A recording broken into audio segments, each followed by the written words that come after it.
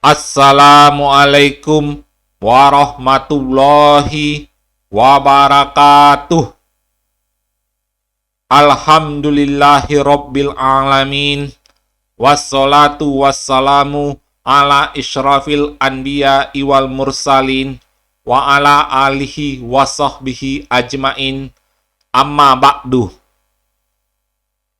Puji dan syukur kita panjatkan kehadirat Allah Subhanahu wa Ta'ala atas segala limpahan rahmat dan karunia-Nya, sehingga kita dapat hadir dan duduk di sini di majelis ilmu yang dirahmati Allah Subhanahu wa Ta'ala. Selanjutnya, salawat dan salam tidak lupa kita hadiahkan kepada junjungan alam Baginda Nabi Muhammad Sallallahu Alaihi Wasallam dengan ucapan Allahumma sholli ala Sayyidina Muhammad. Khatib berwasiat kepada jamaah semua dan terutama untuk diri khatib sendiri agar kita senantiasa meningkatkan kualitas iman dan takwa kita kehadirat Allah Subhanahu wa Ta'ala. Baiklah, pada kesempatan kali ini, khatib akan menyampaikan materi seputar masalah iman, ilmu, takwa, ikhlas, dan akhlak. Tujuannya agar kita memahami esensi dari persoalan tersebut. Dan sampaikanlah kebenaran itu meskipun cuma satu ayat. Sesungguhnya sombong adalah menolak kebenaran dan merendahkan orang lain. Iman artinya adalah percaya, diyakini oleh hati, dan diucapkan oleh lidah. Sedangkan amal adalah yang dilakukan oleh anggota tubuh. Amal itu ada dua. Yang pertama, yaitu amal soleh atau amal baik, yaitu mengerjakan yang diperintahkan oleh Allah Subhanahu wa Ta'ala. Dan yang kedua yaitu amal buruk, yaitu mengerjakan yang dilarang oleh Allah Subhanahu wa Ta'ala. Sedangkan takwa itu adalah mengerjakan amal soleh dan meninggalkan amal buruk. Dan berbekallah kalian, karena sebaik-baiknya bekal adalah takwa. Iman harus diaplikasikan dengan takwa. Kalau tidak, berarti iman kita adalah gombal belaka. Iman tanpa takwa menyebabkan iman menjadi sangat lemah dan rapuh. Bahkan, bukan tidak mungkin akan lenyap dan habis. Kalau iman sudah habis, maka kita tak ada bedanya dengan orang kafir. Rukun iman ada 6. Yang paling tinggi yaitu La ilaha illallah. Sedangkan pengaplikasian atau pelaksanaan dari iman itu sendiri sangat banyak contohnya. Yang paling tinggi yaitu mengucapkan 2 kalimat syahadat dan sholat. Yang lainnya seperti senyum yang menyenangkan hati orang yang melihatnya, menyingkirkan duri atau hambatan di jalan, dan lain sebagainya. Takwa harus berlandaskan iman dan ilmu. Di sini, fungsi iman adalah pembeda antara muslim dengan kafir. Sedangkan fungsi ilmu adalah agar amalannya diterima atau tidak tertolak. Ilmu dan amal adalah dua hal yang saling berkaitan.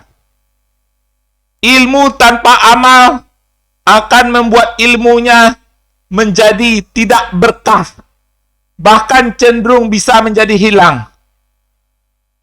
Amal tanpa ilmu akan membuat amalannya tertolak atau tidak naik. Sedangkan untuk amalan itu sendiri, niatnya harus ikhlas semata-mata karena Allah Subhanahu wa Ta'ala.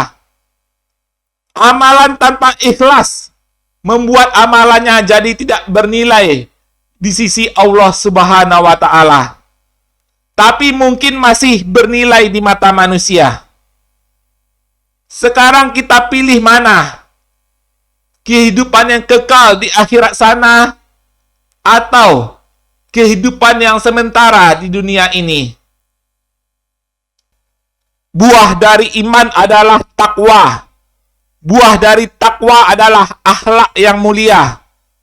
Buah dari akhlak yang terpuji adalah persatuan.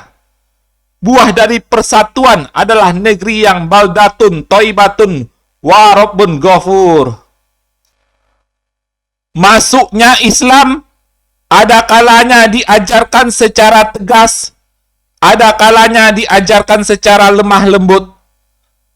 Tapi secara lemah lembut tentu lebih utama daripada dengan kekerasan atau paksaan. Sama halnya dengan mendidik. Tentu cara yang dipakai adalah mengajarkan dengan kasih sayang dan lemah lembut. Memukul dalam mendidik bukan berarti kita benci, tapi itu tandanya kita sayang. Supaya ilmu yang kita ajarkan kepada anak didik kita bisa masuk dengan baik. Karena dalam belajar, ada sebagian anak yang tidak serius atau bermain dalam belajar. Sehingga perlu diterapkan aturan disiplin supaya anak didik kita serius dalam belajar.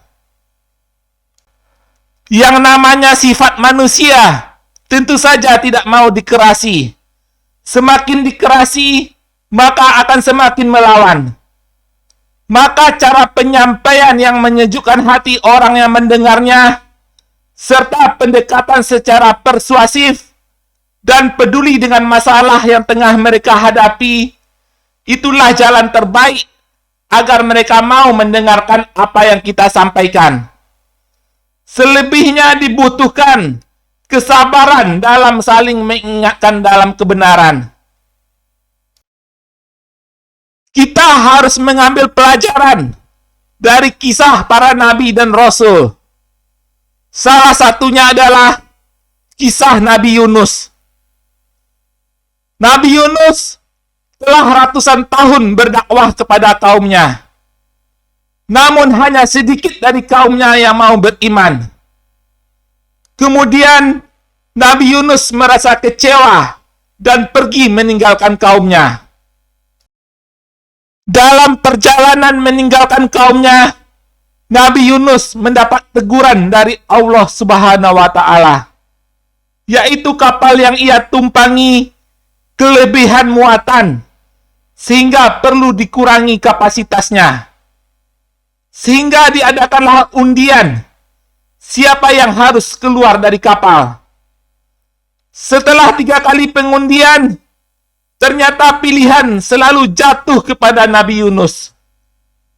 Sehingga diputuskanlah supaya Nabi Yunus harus keluar dari kapal dan masuk ke dalam lautan. Waktu Nabi Yunus masuk ke dalam lautan, ternyata langsung disambar oleh ikan paus. Ternyata Nabi Yunus tidak mati dimakan oleh ikan. Nabi Yunus masuk ke dalam perut ikan dan terperangkap di sana selama berminggu-minggu. Di dalam perut ikan, Nabi Yunus merasa sangat tersiksa dan ia terus memohon dan berdoa kepada Allah Subhanahu wa Ta'ala. Quran Surat Al-Anbiya ayat 87.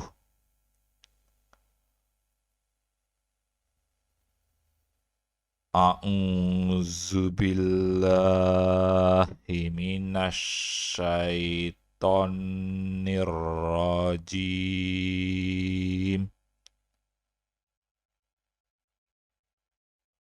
Bismillahirrahmanirrahim.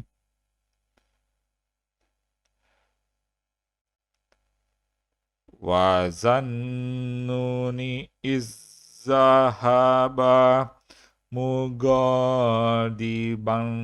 fazonna allan naqdira alaihi fanada fiz zulumati Allah ilaha illa anta subhanaka inni kuntu minaz zolimin. Sadaqallahul azim.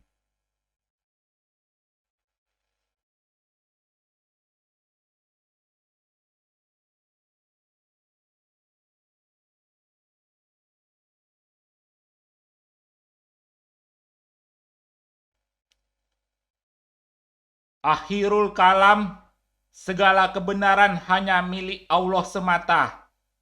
Semua kekurangan datang dari saya. Kita tutup majelis ini dengan doa. Subhanakallahumma wa bihamdika asyhadu an la ilaha illa anta astaghfiruka wa atubu ilaik. Assalamualaikum warahmatullahi wabarakatuh.